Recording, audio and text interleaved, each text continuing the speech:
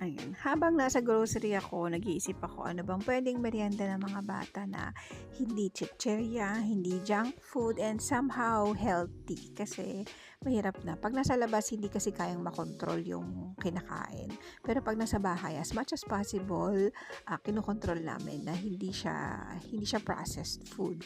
So ito nga naisip ko ay chicken siomai. Since marami namang kaming chicken breast sa bahay, ayun, hindi pa talaga ako nakagawa ng chicken siomai before. Nag-search lang ako sa internet. Alam niyo naman, lahat nakikita na yung recipe, di ba? So, eto, wala akong hipon. Kaya, chicken lang talaga. Chicken, carrot, onion, garlic, salt, pepper, spring onion, itlog, tsaka konting flour. Minix-mix ko lang sila. Ayan, kita niyo naman. Hindi ganun kadaming flour. Para lang, para lang hindi siya maghiwa-hiwalay. So, ako din nga pala yung naggiling ng chicken kasi may panggiling naman ako sa bahay para siguradong malinis, 'di ba? So, ito yung spring onion. Medyo madami akong nalagay pero okay lang naman. Okay pa din yung lasa. So, ayan, mix. And then, nagprito lang ako ng konti.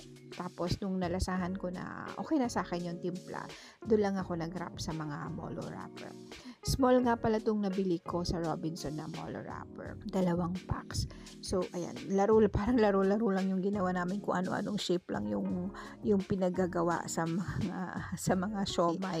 Tapos, nung matapos na, in-steam lang namin. And then, nung nakagawa na ng calamansi and soy sauce na sausawan, lasang siomai naman. So far, okay naman siya. Siguro pwede pang i-improve yung taste in the future.